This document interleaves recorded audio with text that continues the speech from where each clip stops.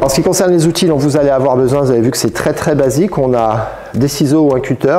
Moi, j'aime bien les ciseaux pour une question de sécurité. Pour tracer, évidemment, crayon et marqueur. Je conseille le marqueur, je trouve que c'est pratique pour écrire sur le Vakaflex, et le crayon, c'est pratique pour tracer sur le mur. Une règle, bien sûr, fausse équerre, un petit réglé, un niveau qui sera nécessaire pour prendre peut-être la pente avec la fausse équerre. Bien sûr, mètre et un cordex pour tracer. Donc, vous voyez, on est très basique au niveau de l'outillage. N'oubliez pas le petit chiffon également qui sera bien pratique pour le marouflage. N'oubliez pas également les EPI, mais même là, en termes d'EPI, c'est très facile, uniquement des gants, il n'y a pas de projection particulière à la découpe, donc rien de particulier en ce qui concerne les EPI, si ce n'est évidemment le stop chute ou l'échafaudage en priorité si vous êtes sur un toit, évidemment, pour intervenir. Voilà la toiture que nous allons traiter aujourd'hui. On va avoir ici donc une rive latérale encastrée. Ensuite, on va avoir ici donc une bavette qu'on va venir façonner, qui va venir donc assurer l'étanchéité ici en haut du toit. Et là, on va également mettre une bavette latérale, mais avec le recouvrement de la tuile. On ne sera pas en encastré de ce côté-là, ce qui fait qu'on aura traité à peu près les 3 solutions pour les rives latérales et également pour le haut de la toiture. Ok, alors on va voir ensemble. Première chose, vous voyez que là, sur cette rive encastrée, évidemment, il est nécessaire de faire une fonsure. C'est exactement le même travail de préparation que quand on est en zinc. Et on a ici, évidemment, également un litho qui va nous permettre de faire une remontée. On va le voir tout à l'heure. Sur la partie haute, là, j'ai également fixé un bois ici qui arrive aux 3/4 de mon galbe parce que je suis sur une tuile qui est fortement galbée et ça va nous aider au marouflage. Donc, important aussi de pouvoir mettre ici une pièce de bois, ça va nous faciliter le travail. Et en ce qui concerne l'autre rive latérale, où là on va avoir une bavette qui va venir recouvrir la tuile. Important de fixer cette tuile évidemment en amont, comme toutes les tuiles périphériques. Je vous le rappelle qu'il faut fixer les tuiles de bas, les tuiles latérales, d'accord, et les derniers rangs de tuiles du haut. Donc la petite particularité, on a fixé ici ce bois par-dessus le litho de manière à venir fixer notre tuile. Et petite astuce, pensez peut-être à mettre un contre-litho le long du mur, de manière à ce que votre tuile soit parfaitement calée et ne bouge pas. Voilà, ça n'a rien à voir avec la pose du Vakaflex, c'est plutôt une petite astuce de couvreur, comme ça vous avez votre tuile qui est parfaitement calée et qui ne bougera pas.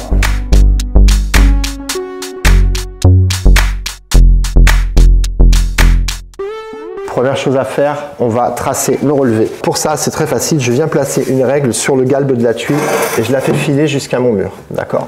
Là, je marque la hauteur ici du galbe. Bien.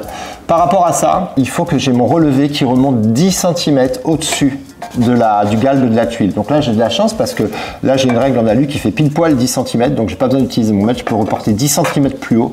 Et me voilà ici, 10 cm. Okay. Vous faites ça en bas et en haut du toit. Moi, comme je suis sur une petite maquette, je vais être obligé de le reporter au mètre parce que j'ai pas de tuile ici. Néanmoins, je vais en profiter également pour faire le même exercice ici. Je viens poser ma règle ici, marquer le haut de mon galbe là et 10 cm au-dessus. Voilà, donc là ça y est, on a tracé tous nos relevés, on a tiré donc nos cordex. Évidemment, on a aligné le cordex, ces 2 cordex latéraux ici, et on en a tracé un 3e en vérifiant qu'on était bien parallèle à la toiture et qu'on n'avait pas fait d'erreur. On est bon. Maintenant, on va voir ensemble la préparation.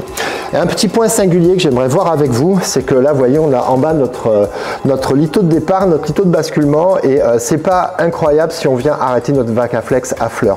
Donc moi, je vous conseille évidemment soit de mettre une bavette ici dessous, idéalement en aluminium ou idéalement en PVC. Nous, on va travailler avec un larnier en PVC, donc de la gamme Monnier. Donc là, alors c'est vendu en longueur de 2 mètres.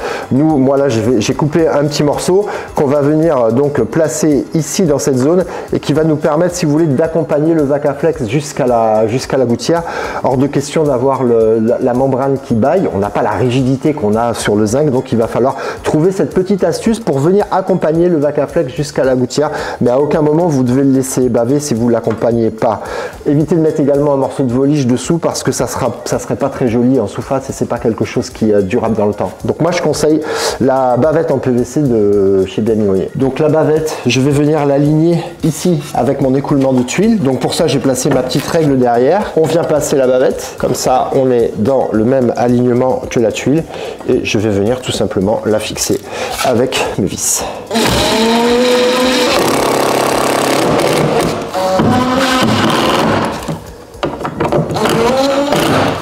Voilà. Parfait.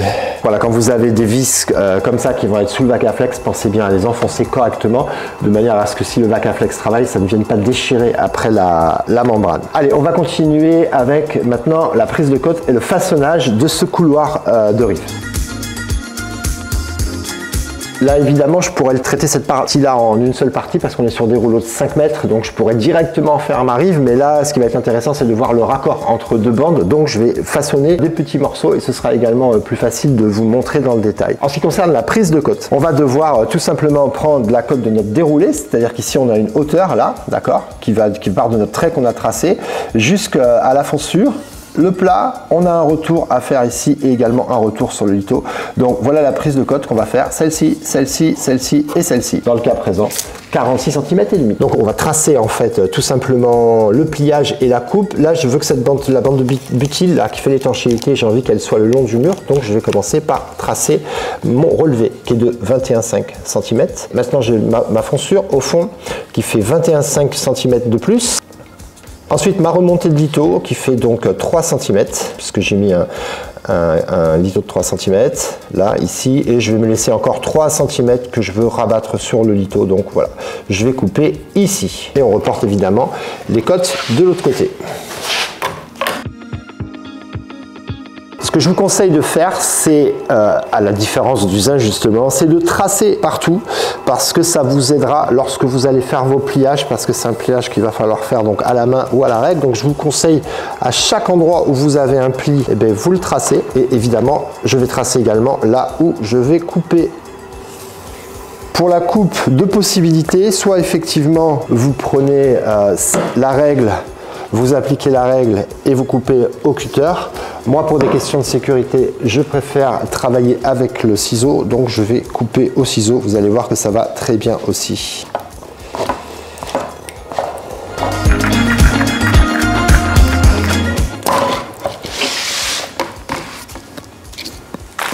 Alors maintenant, je vais venir découper la partie qui va aller sur la bavette. On a 6 cm et je vais laisser 1,5 cm pour faire un retour là-dessous.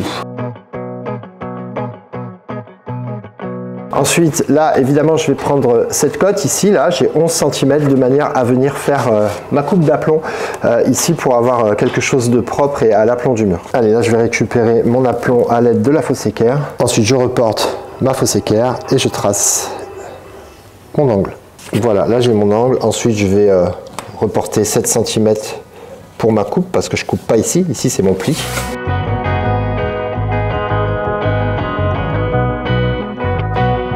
Voilà, on a marqué, voilà la partie enlevée, donc on reprend le ciseau et on coupe.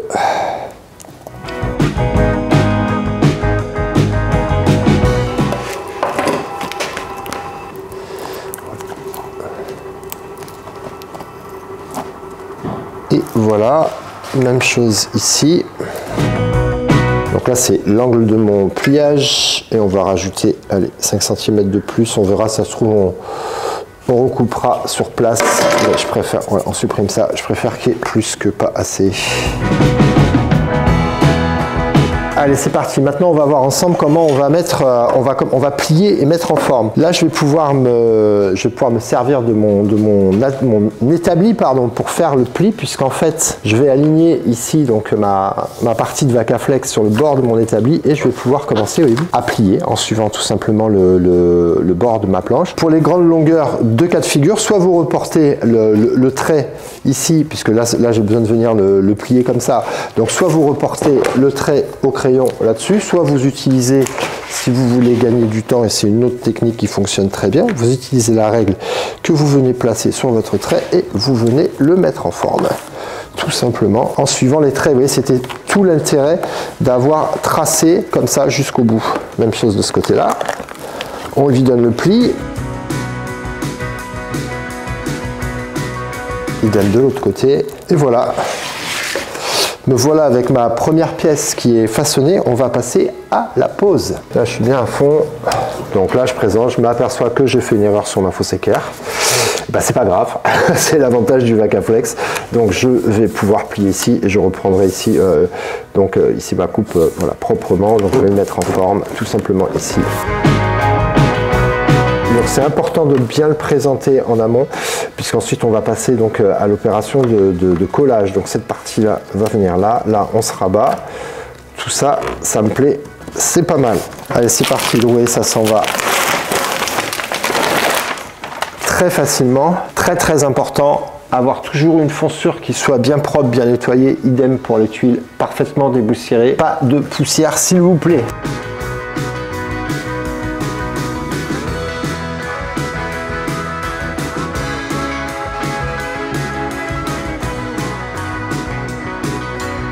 Voilà, donc on finit bien de le maroufler. Là-dessous, je fais un retour, hein, c'est-à-dire que je suis plié là pour pas l'arrêter net, mais que j'ai bien un retour dessous pour protéger le bas de ma bavette. Et là, ici, on a un peu de matière et on fait un retour. Ça se verra pas, on est sous l'ombre de la tuile, mais au moins on sécurise. Voilà, comme ça, on maroufle bien. Et là, on est prêt à venir poser le morceau supérieur.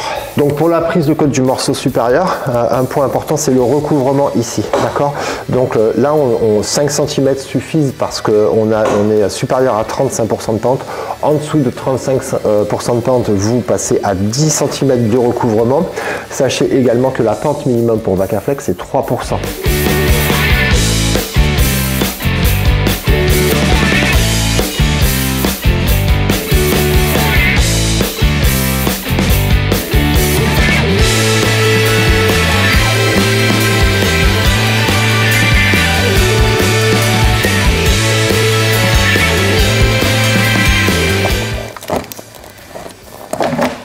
Maintenant, on va voir ensemble, une fois que j'ai découpé ma pièce et marqué les principaux angles, comment est-ce qu'on va traiter le pli que nous avons ici, parce qu'à aucun moment il s'agit de couper la membrane pour venir la raccorder. Donc on va effectivement ici faire un pliage dans ce qu'on appelle en coin de mouchoir, de manière à pouvoir avoir une étanchéité parfaite de cette zone-là. C'est ce qu'on va voir ensemble. Donc la première chose, je vais reporter ici mes 44 cm que j'ai là, qui correspondent donc à la surface du fond, et ensuite on va prendre ici à la fosse équerre de manière à pouvoir procéder au pliage.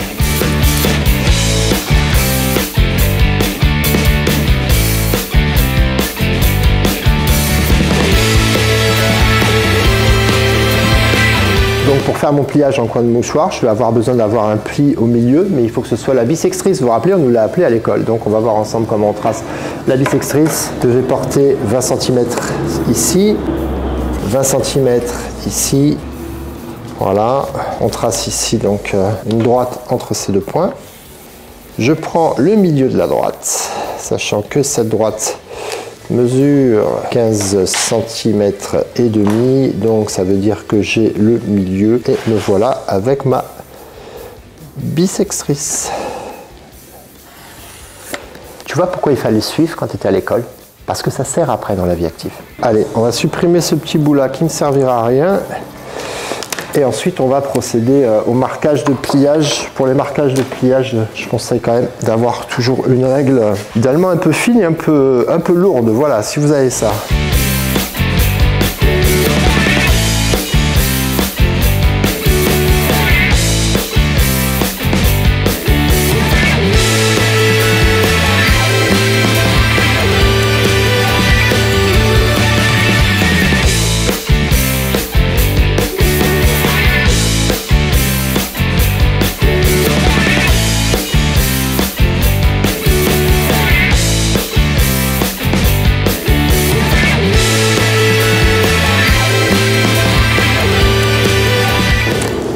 Voilà, on a préformé notre pliage. Vous voyez qu'on n'a aucune coupure, donc aucun risque de fuite là dans ces points singuliers, parce qu'on est sur un morceau d'une seule pièce. Voilà, donc je le présente, impeccable.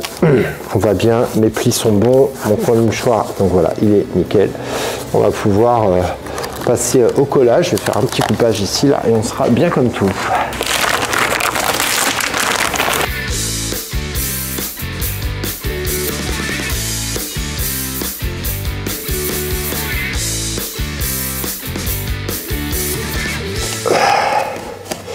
On finit bien donc de le mettre en forme, voilà, comme ça. J'ai fait ce pli, et ensuite ce qu'on va faire, c'est qu'on va venir refixer donc les tuiles.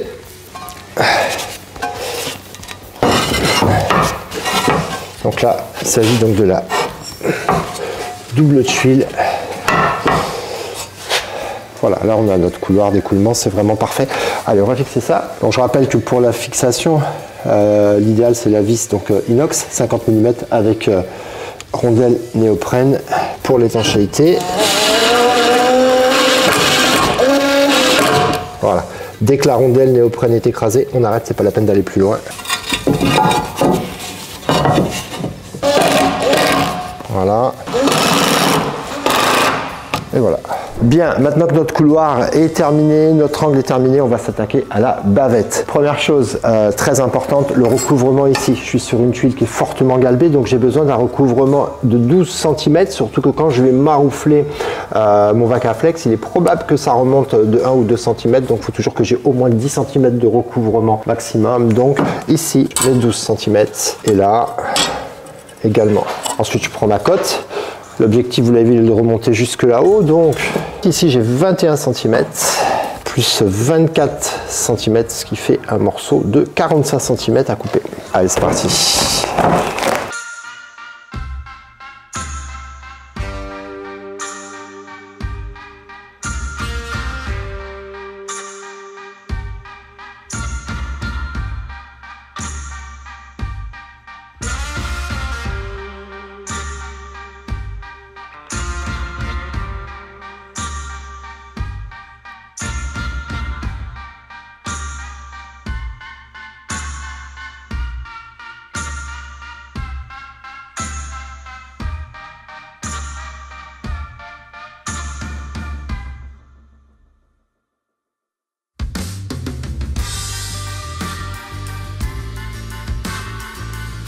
Donc avant de décoller, je vais mettre en place et je vais prendre mes marques. Tout simplement parce que j'ai donc un petit découpage à faire ici dans cette zone. Alors là je le présente, voilà comment il va venir. De ce côté-là, j'ai besoin, voyez-vous, que ça recouvre largement la tuile, puisqu'après ce que je vais faire, c'est que je vais venir le rabattre là, comme ça, dessous, à l'extérieur. Donc on est généreux, on le laisse dépasser largement. Ok, donc là je suis bon. De l'autre côté, je vais venir faire ici donc une coupe, je vais venir tracer mon aplomb de mur et derrière pour pouvoir venir donc couper cette partie là, puisque là je vais avoir besoin d'avoir ici une coupe en angle. Donc je vais marquer ma coupe derrière avec le marqueur.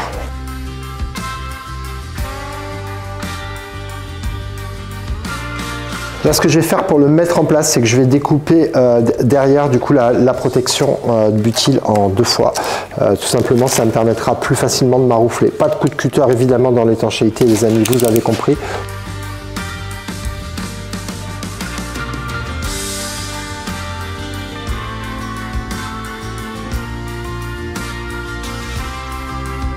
Donc voilà, on maroufle bien de manière à bien faire la mise en forme. Donc là, hop, là j'ai mon angle. Donc on a 50% d'élasticité du Vacaflex qui lui permet donc d'épouser parfaitement la forme de la tuile et d'assurer l'étanchéité en attendant donc le collage. Suivant la période de l'année où vous allez le faire, ça sera plus ou moins facile, on va pas se mentir. C'est plus facile si le produit est déjà un petit peu chaud. On y arrive. Si jamais vous êtes en plein hiver et que vous galérez un peu à l'ancienne, n'hésitez pas à aller sortir peut-être le flambard pour réchauffer un peu la tuile. J'aime bien moi faire ce petit gousset, il sera pas apparent mais il permet un petit peu de sécuriser cette zone là qu'on a découpée pour venir assurer l'étanchéité de cet angle avant que je remette encore bien sûr mon Vacaflex par-dessus en traitant du coup ma rive. Attention, vis de 70, là on n'est plus en 50. Hein.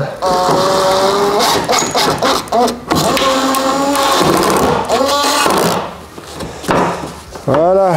Ok, maintenant on va traiter donc cette rive. À l'inverse de cette rive encastrée, on va faire une rive qui va passer par-dessus cette demi-tuile. Pour la prise de cote, honnêtement, simplifiez-vous la vie. Moi, ce que je fais, c'est que je prends une chute de Vacaflex, je la mets là où elle va finir, hein, là où il y a mon trait de cordex. Je la fais épouser, je le mets là, ici au niveau du trait de cordex. Je la fais épouser la forme que je veux lui donner.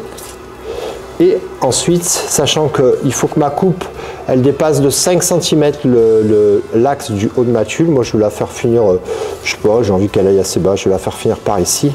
Voilà. Et là, en fait, j'ai ma cote que je vais reporter sur mon mètre. Alors maintenant, je vais procéder du coup à la mise en place de cette bande. Donc qui va venir en recouvrement de la tuile. Toujours pareil, mon repère c'est mon trait de cordex. Au niveau de la hauteur, l'alignement je voudrais être aligné ici. Parce que ça faut quand même penser à l'esthétique.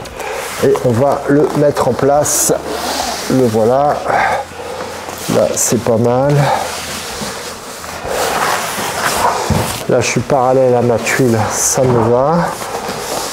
Vous voyez là on n'a aucun risque d'infiltration, là on a une étanchéité vraiment parfaite de cette zone, surtout qu'on recouvre parfaitement la tuile. Voilà, très bien, je n'ai même pas besoin de couper, là j'ai un super recouvrement, c'est nickel, je suis collé ici avec le butyl en attendant, c'est parfait. Donc voilà, on finit le marouflage et là on est sûr que toute cette zone là elle est parfaitement étanche, aucun problème, on a tout le ruissellement de l'eau là qui va venir et qui va partir vers l'extérieur du toit. Voilà, on a fini notre marouflage, on a fini de mettre en place, mais évidemment pour une étanchéité parfaite ici, parce que là on est sur la paroi verticale, vous avez l'eau qui va ruisseler et donc pour traiter cette étanchéité là, il faut mettre donc une baguette. Là on est sur la baguette Vacastrip, donc il s'agit d'un profil métallique en aluminium qui va être complété ici là avec un joint en mastic tout autour de manière à assurer l'étanchéité. Ça c'est si on est sur de la rénovation. Si vous êtes dans le neuf, regardez, j'ai installé ici exactement un produit équivalent mais lui qui est sous crépi. C'est-à-dire que là, si on est dans un chantier neuf et qu'on va avoir un crépi qui va venir jusqu'à ce niveau-là pour assurer également l'étanchéité des eaux de ruissellement. Très important, lorsque vous devez traiter l'étanchéité entre une paroi verticale et la couverture que vous venez de réaliser, c'est de vous assurer du bon état général de la maçonnerie. Si vous avez une maçonnerie qui est en mauvais état, avec des fissures, tous les travaux qu'on va faire nous à ce niveau-là n'auront pas d'intérêt puisque ça risque de passer par ces fissures et de créer des infiltrations. Donc là-bas, c'est quand même une maçonnerie en bon état. S'il faut, on va redresser en crépi avant pour avoir une maçonnerie qui est propre. Là, évidemment, ma maquette, elle est nickel. Donc mes impressions après avoir terminé ce chantier-là sur cette maquette, ce que je peux vous conseiller de faire, moi je l'ai fait là en hiver, il fait très froid, c'est de garder le Vacaflex dans une zone tempérée. Ce sera beaucoup plus facile de le maroufler s'il est, on va dire, aux alentours de 10-20 degrés.